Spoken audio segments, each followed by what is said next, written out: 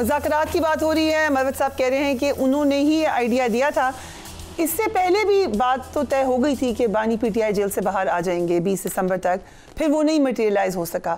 اب بھی آپ کو لگتا ہے کہ پھر کوئی نہیں اس قسم کے معاملات خراب ہو جائیں؟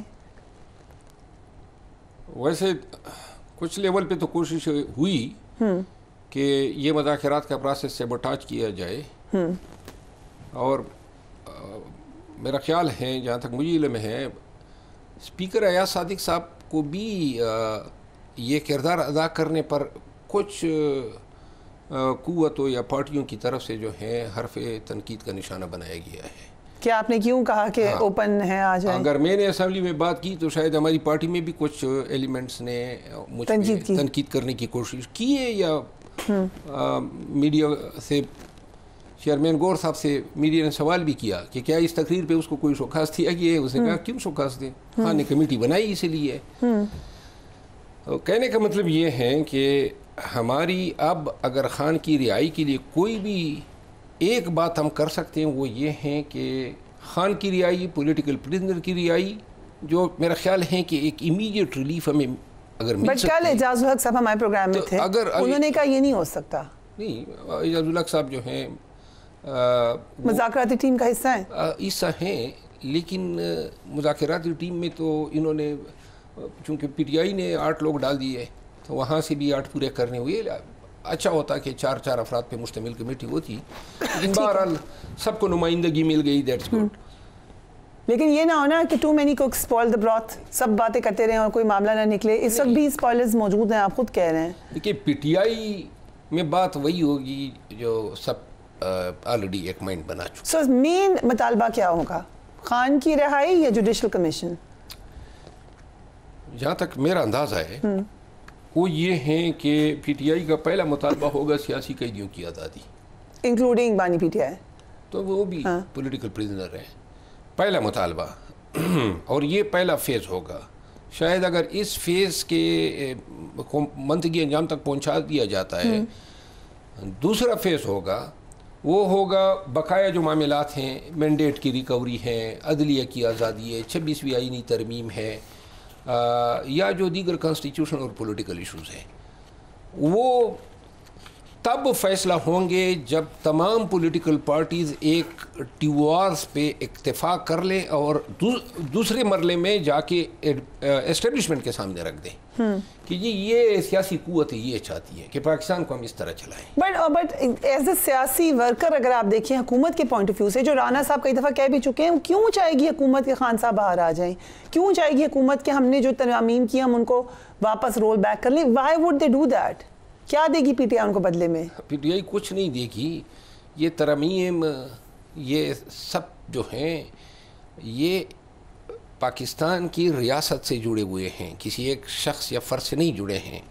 خان اگر اندر ہیں اور 500 ایام سے زیادہ ہو گئے تو جو نتائج اور جو کچھ حاصل کرنا تھا وہ تو حاصل ہو گیا نا. 26ویں آئینی ترمیم بھی ہو گئی، مینڈیٹ بھی اڑا لے گئے، ضمنی الیکشن بھی جو ہے ہتھیا لیے. اس کے تو اب چھوڑ دیں، آپ یہ کہہ رہے ہیں؟ نہیں، جو انہوں نے اچیو کرنا تھا وہ کر لیا. کچھ اور تو رہ تو نہیں گیا نا، کالی رہ گئی ہماری. اب اس کی قیمت انہوں نے کیا دی ہے وہ بھی ذرا آپ دیکھیں. میاں نواز شریف اور آصف علی زرداری صاحب، ان کی سیاست کہاں پہ تھی اور کہاں پہ آئی، یہ بھی تو دیکھیں. یہ بھی دیکھیں کہ پاکستان کی اس حکومت کو دنیا کی کون سی حکومت قانونی طور پہ یا اخلاقی طور پہ لیجیٹمیٹ گردان رہی ہے. یہ بھی دیکھیں کہ عدلیہ کا ہم نے کیا اثر کر دیا. آپ نے خود ہی بتا دیا، بدلے میں حکومت یہ چاہے گی کہ آپ لیجیٹمائز کر دیں اس گورنمنٹ کو، مان لیں، اپنے مینڈیٹ کی بات نہ کریں، 5 سال پورے کرنے دیں. آپ لوگ تیار ہوں؟ نہیں ہو سکتے ہیں کہ وہ ہمیں یہ کہیں مینڈیٹ سے واپسی جو ہے دستبرداری ممکن نہیں ہے.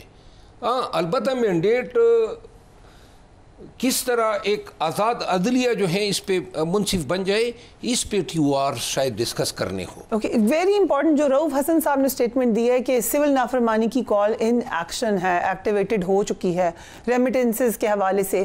آپ کے خیال سے یہ سبوٹاج نہیں کرے گا آپ کی مذاکرات کو؟ میرا خیال ہے رؤوف حسن صاحب کے بیان کا احترام ہے، لیکن میں یہ سمجھتا ہوں کہ فی الوقت جو ہیں جس طرح خان کا بیان آیا تو خان تو علم میں ہے کہ اس نے یہ کال بھی دی ہے، ادھر مذاکرات بھی ہو رہے ہیں.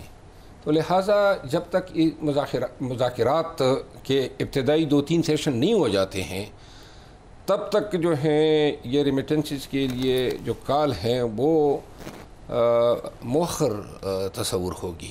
آپ ہی کہہ رہے ہیں. دیکھیں انہوں نے کہا کل سے ایکٹیویٹڈ ہے. تو ٹھیک ہے لیکن ان کی رائے ہیں. میں یہ سمجھتا ہوں کہ اگر پارٹی نے یہ فیصلہ کرنا تھا تو پھر تو پہلے ہمیں پتہ چلتا. ٹھیک ہے. پارٹی عوام کو بتاتی, اوورسیز پاکستانیز کو اپیل کرتی کہ سٹاپ کر دے ریمیٹنسز.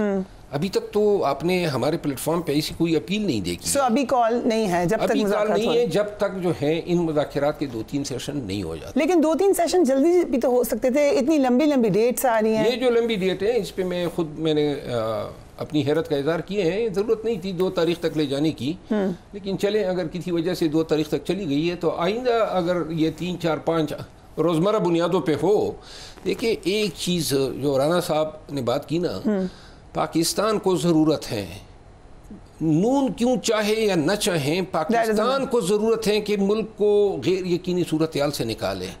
آپ کا ریئل اسٹیٹ جو بزنس ہیں وہ بالکل جیم ہے, آپ کا کنسٹرکشن انڈسٹری رکی ہوئی ہے, آپ کی جو ریمیٹنسز جو ہم ڈیویڈنڈز لاتے تھے ٹیکسٹائل انڈسٹری میں وہ سالانہ تقریباً $6 بلین ہم لاس میں جا رہے ہیں.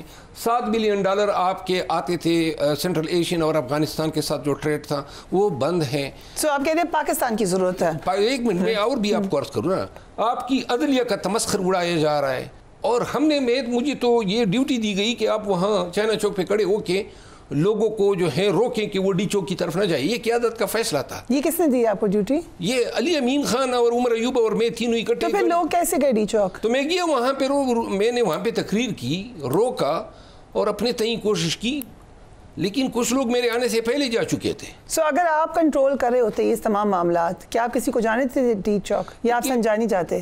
نہیں, میں تو یہ سمجھتا ہوں اگر میرے بس میں ہوتا یا میری چوائس ہوتی تو ہم تو ادھر ہی ٹھہرے رہے. یہاں آتے ہی نہیں. لیکن یہاں اس پہ آپ کی کوئی ریسپانسبلٹی نہیں تھی, لیڈرز کی کوئی ریسپانسبلٹی نہیں تھی. نہیں, اگر ہماری ریسپانسبلٹی تھی اور ہم نے کوئی پہلو طے کی جو شاید کی بھی ہوگی. سر لوگ مر گئے. ایک منٹ, لوگ مر گئے تو اگر خود آپ نکل گئے, ویڈیو فوٹیج آئی کہ بی بی بھی جا رہی ہیں, علی امین گنڈا پور صاحب بھی جا رہے ہیں, لیکن لوگ وہاں پہ گولی کھائی.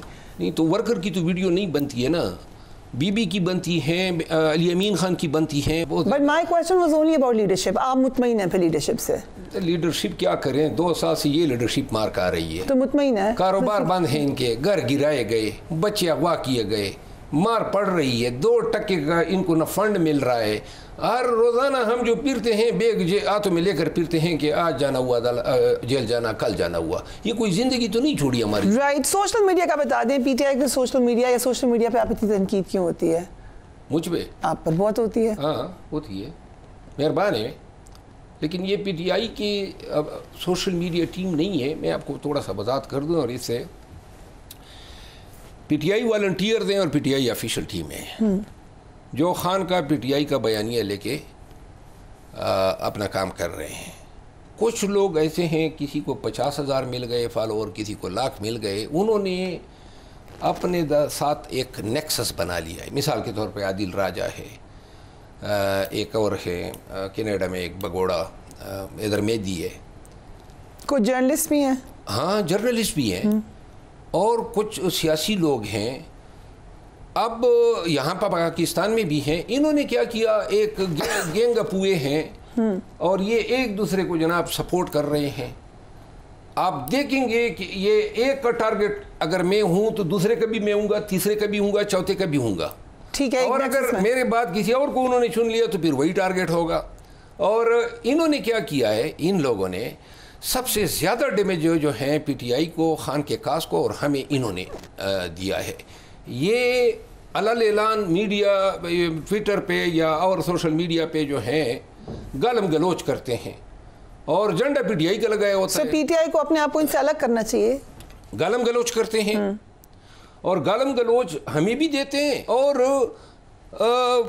کوئی بھی ایسی بات نہیں ہوتی ہے جس سے ہم یہ, اب شاہ محمود قریشی سے لے کے علی امین خان تک, چودھری ظہور الہی, پرویز الہی, میں, شہریار افریدی, شاندانہ, ایک بھی لیڈر ایسا نہیں ہے جن کو انہوں نے غدار نہ ڈکلیئر کیا ہو. ٹھیک ہے. انہوں نے, اور یہ خود کیا کرتے ہیں, یہ بگوڑے ہیں، یہ اپنے یوٹیوب چلانے، چند ڈالر کمانے کے چکر میں ریاست کا بھی دڑن تختہ کر رہے ہیں، اور ان کے یہ جو گناونے عوامل ہوتے ہیں ان کا خمیازہ پھر ہمیں بھگتنا پڑتا ہے۔